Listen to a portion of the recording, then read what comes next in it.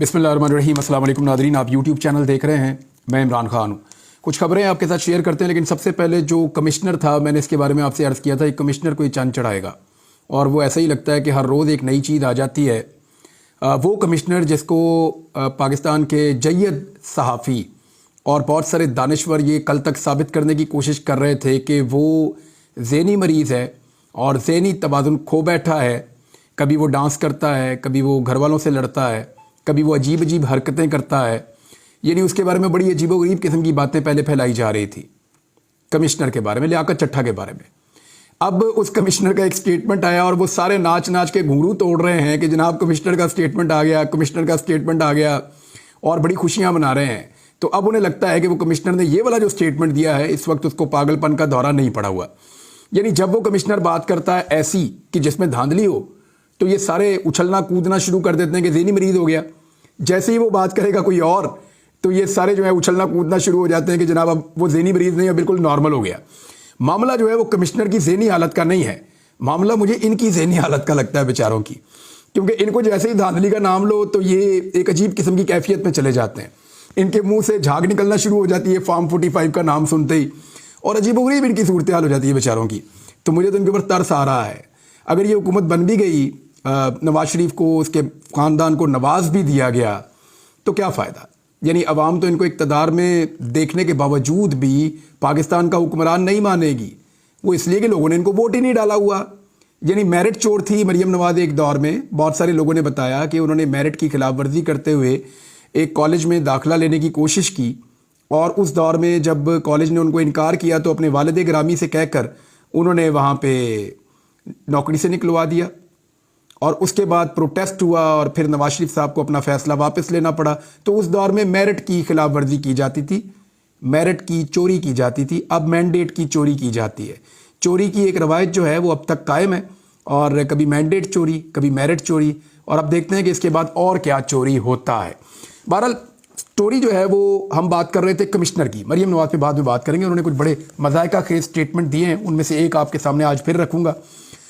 साबिक कमिश्नर रावलपिंडी, उन्होंने इंतखाबात में मुबैना धांधली के इल्ज़ामात पर माफ़ी मांग ली।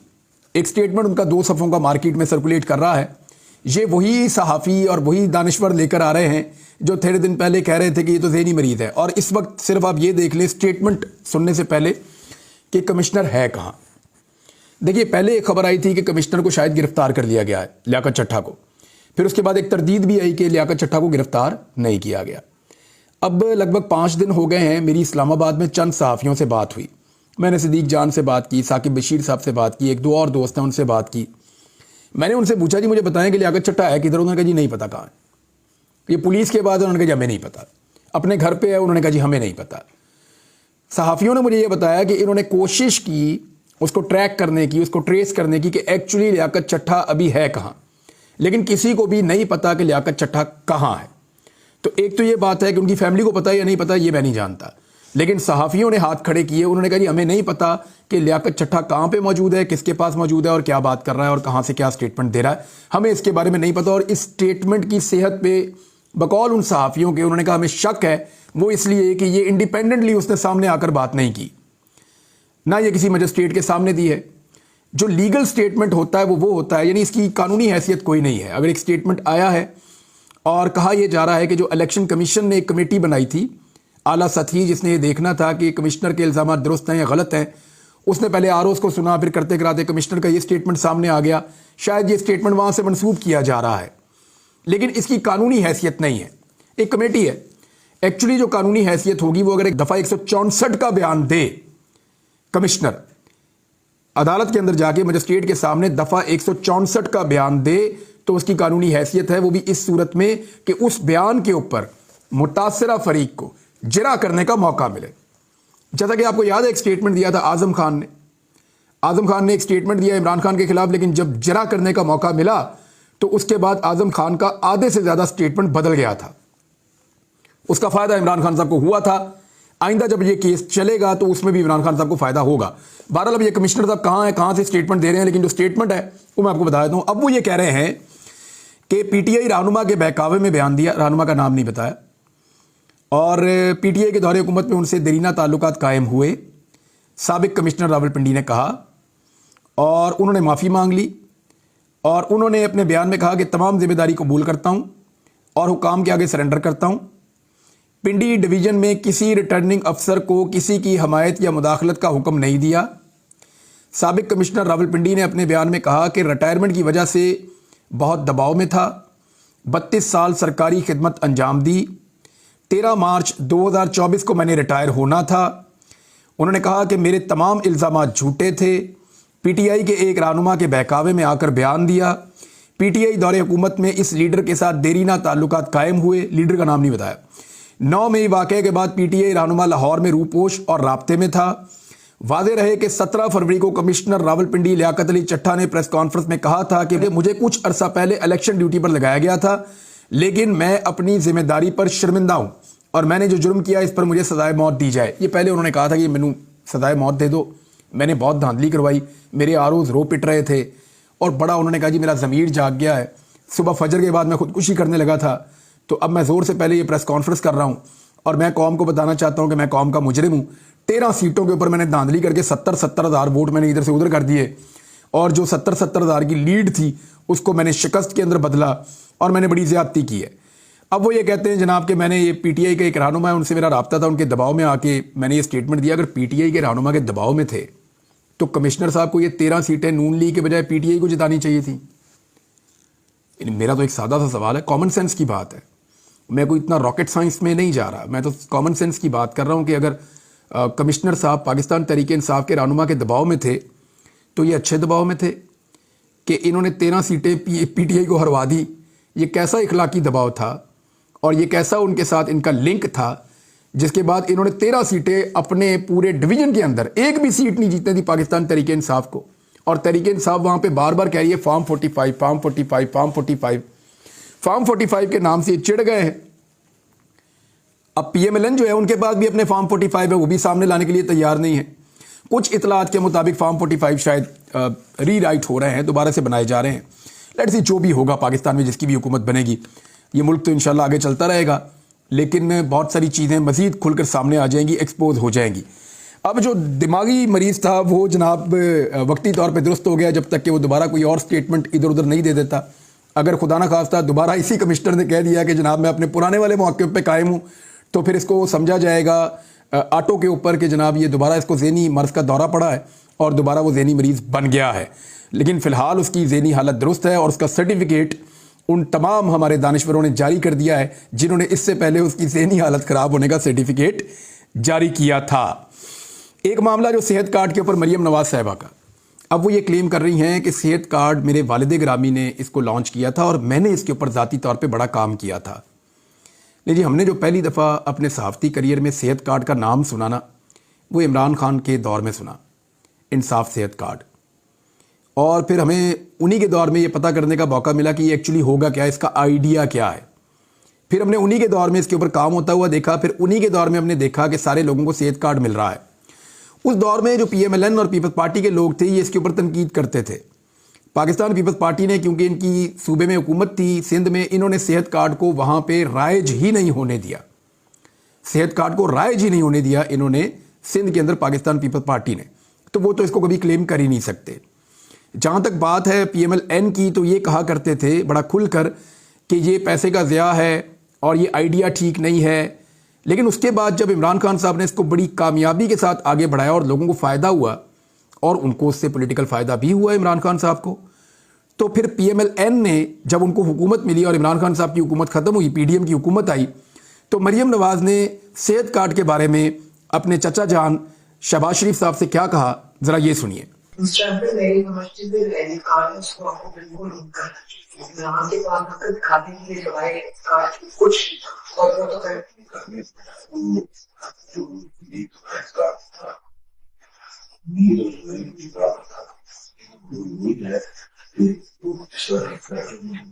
लेकिन हमने ये नहीं किया था, आपको याद है हमने तो उसको $102 नीचे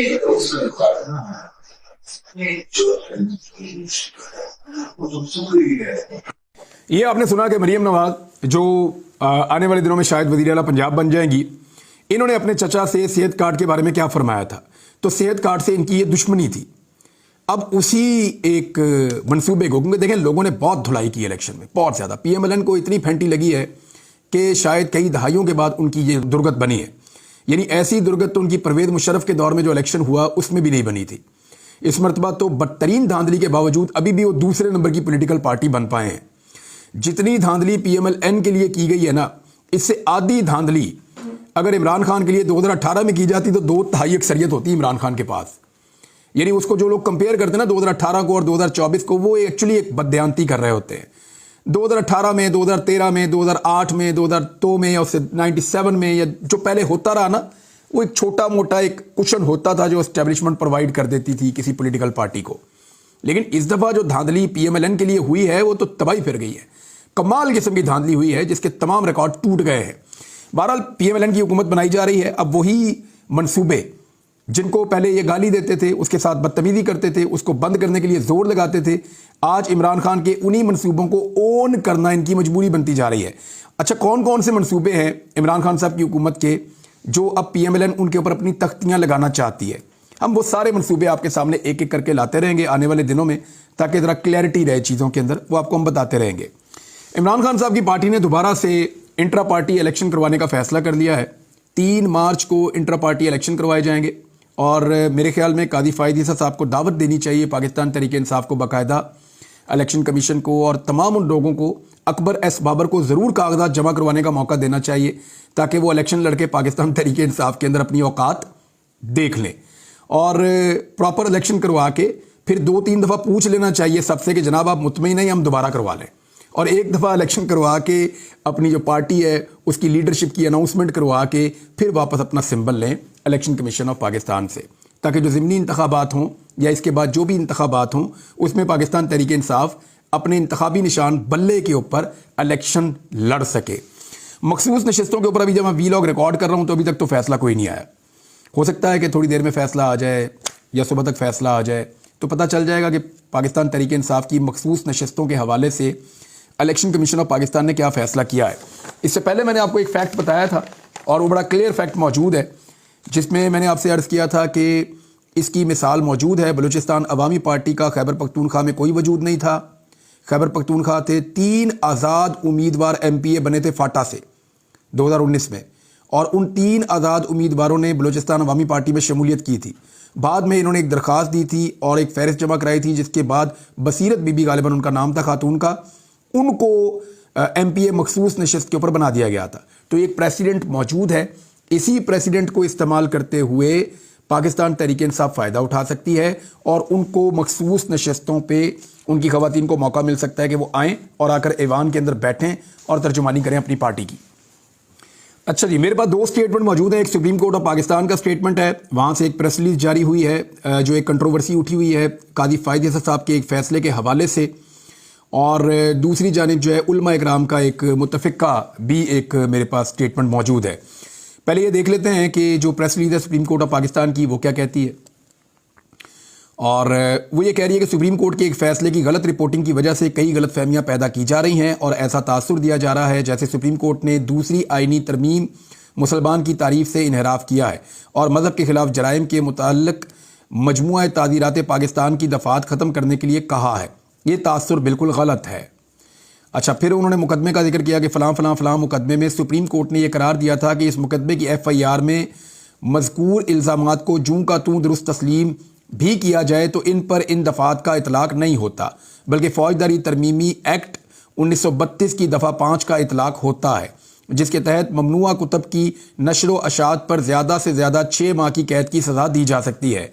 चूँकि दरख्वास्त गुजार मुलजिम पहले ही कैद में 1 साल से ज़ायद का अरसा गुजार चुका था, इसलिए इस्लामी अहकाम, आइनी दफ़ात और कानून व इंसाफ के तकाज़ों को मलहूज़ रखते हुए सुप्रीम कोर्ट ने दरख्वास्त गुजार मुलजिम की ज़मानत पर रिहाई का हुक्म दिया है। अफसोस की बात यह है कि ऐसे मुकदमात में जज्बात मुश्तइल हो जाते हैं और इस्लामी अहकाम भुला दिए जाते हैं। फ़ैसले में कुरान मजीद की आयात इसी सियाक़ व सबाक़ में दी गई हैं। फ़ैसले में गैर मुस्लिमों की मजहबी आज़ादी के मुताल्लिक़ इस्लामी जमहूरिया पाकिस्तान के आइन की जो दफ़ात नकल की गई हैं, इनमें वाज़ेह तौर पर यह कैद मौजूद है कि ये हुकूक कानून, अमन व अमा और इखलाक के ताबे ही दस्तयाब होंगे। आइन की दफ़ा 20 का तर्जुमा यहाँ पेश किया जाता है। कानून, अमन आमा और इखलाक के ताबे, हर शहरी को अपने मज़हब की پیروی کرنے اور اس پر عمل کرنے اور اسے بیان کرنے کا حق ہوگا. اور بی جو ہے وہ یہ کہتا ہے کہ ہر مذہبی گروہ اور اس کے ہر فرقے کو اپنے مذہبی ادارے قائم کرنے، ان کی دیکھ بھال اور ان کے انتظام کا حق ہوگا. اسی نوعیت کے ایک مقدمے میں سپریم کورٹ کا 5 رکنی بینچ اس موضوع پر پہلے ہی تفصیلی فیصلہ دے چکا ہے. اچھا، ظہیر الدین بنام ریاست 1993 کا اس میں حوالہ دیا گیا ہے، جس سے موجودہ فیصلے میں کوئی انحراف نہیں کیا گیا. یہ تفصیلی ساری بات کرتے ہوئے تو سپریم کورٹ آف پاکستان نے کہا کہ یہ کنفیوژن پھیلایا جا رہا ہے، یا انہوں نے کہا کہ اس کو مس رپورٹ کیا گیا ہے، اور اس میں وہ کہہ رہے ہیں کہ اہل علم کی ذمہ داری ہے کہ اس سارے معاملے کو جو ہے وہ اس میں کوئی غلطی ہوئی ہے تو اس کی تصحیح کریں، اور اس کے لیے آئینی اور قانونی راستے موجود ہیں. چیف جسٹس اور سپریم کورٹ نے کسی کو نظر ثانی ریویو سے نہ پہلے روکا اور نہ اب روکیں گے. میرے خیال میں حل بھی اس کا یہ ہے، یہ معاملہ جو ہے وہ جانا چاہیے ریویو کے اندر، کیونکہ علماء اکرام کا اس پہ موقف تھوڑا سا مختلف ہے. علماء اکرام کیا کہہ رہے ہیں، یہ میرے پاس ایک بڑی ڈیٹیل ان کی بھی ایک سٹیٹمنٹ ہے، اور اس میں 500 مفتیان اکرام ہیں، ان کا شرعی اعلامیہ ہے جو میں آپ کے سامنے رکھ رہا ہوں. اس میں زیادہ میں ڈیٹیل میں نہیں جاتا، مذہبی معاملہ ہے، لیکن میں یہ بتاتا ہوں کہ قاضی فائز عیسیٰ اور مسرت ہلالی کا فیصلہ قرآن و حدیث اور آئین پاکستان کے خلاف ہے، اسے مسترد کرتے ہیں. یہ تنظیمات اہل سنت سے وابستہ 500 مفتیان اکرام کا شرعی اعلامیہ ہے. اور اس کے بعد انہوں نے قرآن پاک کا حوالہ بھی بیچ میں لکھا ہے، اور بہت سارے علماء اکرام کے اور مفتیان کے اس کے اندر نام بھی لکھے ہیں. تو یہ بڑا ڈیٹیل قسم کا ایک ان کا سٹیٹمنٹ آیا، ایک اعلامیہ آیا علماء اکرام کی جانب سے. دیگر علماء اکرام بھی اس پہ بات کر رہے ہیں. دیکھیں، اس سے پہلے جو مذہب کارڈ ہے نا، وہ بڑا خوفناک طریقے سے 2022 میں پی ایم ایل این نے اور کچھ اور لوگوں نے استعمال کیا تھا عمران خان کے خلاف. آپ کو یاد ہوگا جب ایک مذہب کارڈ استعمال کر کے ان کی جان کو خطرے میں ڈال دیا گیا تھا اور ان پہ گولیاں تک چل گئی تھیں. آپ کو اچھی طرح یاد ہوگا. اس دور میں بھی میں نے اس کی مخالفت کی تھی، میں آج بھی اس کی مخالفت کرتا ہوں. دیکھیں، جب عمران خان کے خلاف مذہب کارڈ استعمال کیا جا رہا تھا تو علماء اکرام نے اس کو سپورٹ نہیں کیا تھا. پاکستان کے علماء اکرام نے یا مفتیان اکرام نے اس وقت عمران خان کے خلاف جو ایک پروپیگنڈا جاری تھا اس کے اوپر گو کہ انہوں نے بات نہ کی ہو، لیکن اس کو سپورٹ نہیں کیا تھا، کیونکہ وہ ایک جھوٹا پروپیگنڈا تھا، توحید مذہب کا عمران خان کے خلاف بنایا جا رہا تھا. اسی طرح آج بھی میں سپورٹ نہیں کروں گا کسی ایسی چیز کو جس سے کسی کی جان کو خطرے میں ڈال دیا جائے. میرے خیال میں پاکستان کے پاس بہترین فورم موجود ہے، اسلامی نظریاتی کونسل کا، علماء اکرام موجود ہے، اور ریویو کی ایک آپشن موجود ہے. سپریم کورٹ آف پاکستان کے اندر ابھی پنجاب حکومت نے فیصلہ کیا کہ اگر دیکھیں کچھ بھی نہ ہوتا تو پنجاب حکومت یہ فیصلہ نہ کرتی. پنجاب حکومت نے بھی فیصلہ کیا کہ ریویو میں جائیں گے. تو پنجاب حکومت جب ریویو میں جائے گی تو علماء اکرام کو سب کو، قاضی صاحب کو چاہیے بلائیں اور بلا کر ان کی رائے سنیں. ہو سکتا ہے وہ ایک جج ہیں، لیکن ان کا دین کے معاملے میں نالج علماء اکرام سے ناقص ہو سکتا ہے. تو اسلامی نظریاتی کونسل سے رہنمائی بھی لی جا سکتی ہے. تو اس مسئلے کو جتنی جلدی حل کریں اتنا بہتر ہے. پاکستان میں پہلے ہی بہت سارے مسائل ہیں، اور یہ ایک مذہبی اور حساس نوعیت کا معاملہ ہے.